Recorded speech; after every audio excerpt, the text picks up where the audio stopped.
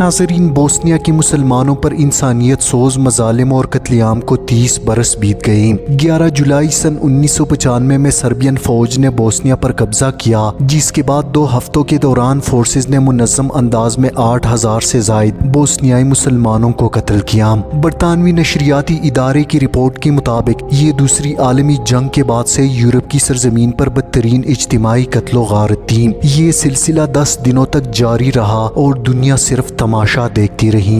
جولائی 1995 کو سربین فوج نے سربرینیکا پر بھرپور حملہ کیا۔ اقوام متحدہ نے ہتھیار ڈال دیے اور جب نیٹو فورسز کو فضائی حملے کے لیے بلایا گیا تو انہوں نے بھی کوئی مدد نہ کی اور سربرینیکا نامی یہ علاقہ 5 دنوں میں ہی سربین فورسز کی قبضے میں آ گیا، جس کے بعد جب مسلمان پناہ گزین جب علاقے کو چھوڑنے کے لیے بسوں پر سوار ہوئے تو مردوں اور لڑکیوں کو ہجوم سے الگ کیا گیا اور انہیں دور لے جا کر گولیاں مار دی گئی۔ ہزاروں افراد کو پھانسی دے دی گئی اور پھر بلڈوزروں کے ذریعے ان کی لاشوں کو اجتماعی قبروں میں دھکیل دیا گیا۔ تقریباً اگلے 6 ہفتوں میں سربین فوج نے 75% علاقے پر قبضہ کیا، جبکہ سربین فوج کا مقصد شمال مشرق سے مسلمانوں کا خاتمہ کرنا اور اس ملک کو سربیا سے ملانا تھا۔ ناظرین، سربین فوج کے سربراہ ریکٹو میڈک نے اپنی فوج کو حکم جاری کیا کہ جہاں بھی مسلمان نظر آئے ان کو قتل کیا جائیں۔ دوسری طرف بوسنیا کی حکومت جو مسلمانوں کے ہاتھ میں تھی، ان پر اسلحہ خریدنے کی عالمی پابندیاں لگا دی گئیں، جبکہ سربین فوج کے پاس یوگوسلاویا کے وقت کا اسلحہ اور فوج موجود تھا۔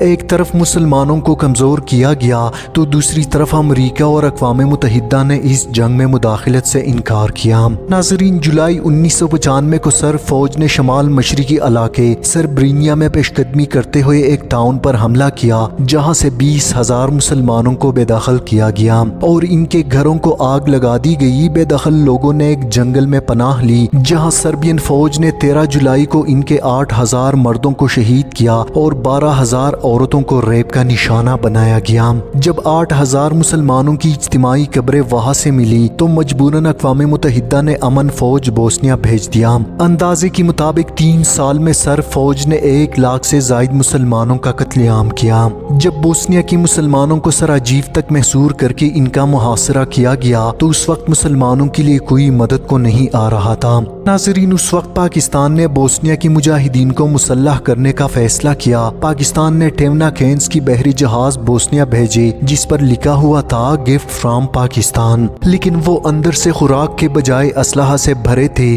پاکستان نے چھوٹے ہتھیاروں سمیت اینٹی ٹینک گائیڈڈ میزائلز اور اینٹی ایئر کرافٹ میزائلوں سے بوسنیا کی مجاہدین کو مسلح کیا، جبکہ پاکستان کی طرف سے ملنے والے اسلحے نے بوسنیا جنگ کا نقشہ بدل دیا۔ پاکستانی میزائلز نے سرب فوج کے ٹینکوں اور ٹرکوں کو راک میں تبدیل کیا تھا۔ ناظرین، بوسنین فوج کی مدد کے جرم میں 2011 میں اقوام متحدہ کے عالمی ٹریبیونل برائے یوگوسلاویا نے پاکستان سے جنرل جاوید ناصر کو گرفتار کر کے ٹریبیونل کے حوالے کرنے کا حکم کیا، جس کو پاکستان نے مسترد کرتے ہوئے کہا کہ اس کی طبی حالت ٹھیک نہیں۔ اس کے علاوہ پاکستان نے اسلامی ممالک کا اجلاس بلایا اور بوسنیا سے اسلحہ خریدنے کی پابندی کو ختم کرنے کی قرارداد منظور کرا لی۔ اقوام متحدہ کے امن مشن میں پاکستان نے بڑی تعداد میں اپنی افواج کو بوسنیا بھیجا، جہاں پاک فوج نے مسلمانوں کی علاقوں کو سرب فوجیوں سے حفاظت کی ذمہ داری سنبھال لی۔ ان کیمپوں میں رہنے والے مسلمانوں کو کھانے پینے کا سامان بھی پاکستان کے خرچے پر دیا جا رہا تھا، جبکہ ISI نے مجاہدین کی امداد کے لیے وہاں اپنے کیمپس بھی قائم کیے، جس کے بعد جنگ کا نقشہ بدل گیا اور طاقت کے نشے میں ڈوب سرب فوج کو سیز فائر پر مجبور کیا گیا، جس کے بعد عالمی طاقتوں کی کوشش سے بوسنیا میں ایک مستحکم حکومت قائم کی گئی۔ ناظرین، ISI کے سابق سربراہ جنرل جاوید ناصر نے بھی اس بات کا اعتراف کیا کہ بوسنیا میں اقوام متحدہ کے اسلحے کی پابندی کے باوجود ISI نے بوسنیائی مجاہدین کو اینٹی ٹینک ہتھیاروں اور میزائل دیے، جنہوں نے بوسنیا کے مسلمانوں کے حق میں جنگ کا رخ موڑ دیا، جبکہ سربوں کو محاصرہ ختم کرنے پر مجبور کر دیا۔ ناظرین، 1998 میں Pakistani drama alpha brow Charlie میں اس پروگرام کی چھوٹی سی نوعیت کا ذکر کیا دیا گیا تھا اور اس پر روشنی ڈالی گئی تھی، تب سے پاکستان اور بوسنیا کے مابین خارجہ تعلقات میں بہتری آئی تھی۔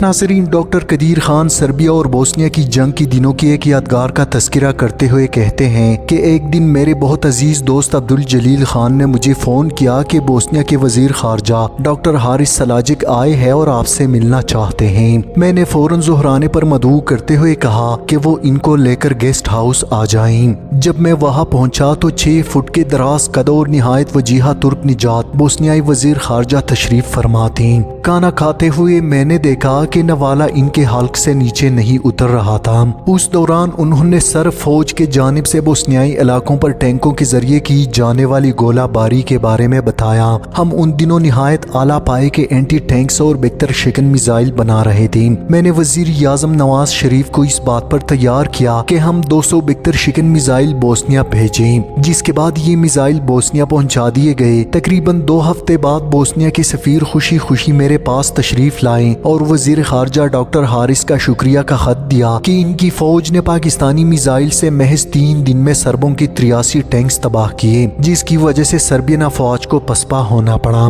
ناظرین، سربیا اور بوسنیا جنگ میں عالمی اسلام میں صرف 4 ممالک بوسنیا کی مدد کر رہے تھے۔ سعودی عرب اور ملائیشیا نے مالی تعاون کیا، جبکہ ترکی اور پاکستان نے ہتھیاروں کے ذریعے مدد فراہم کی۔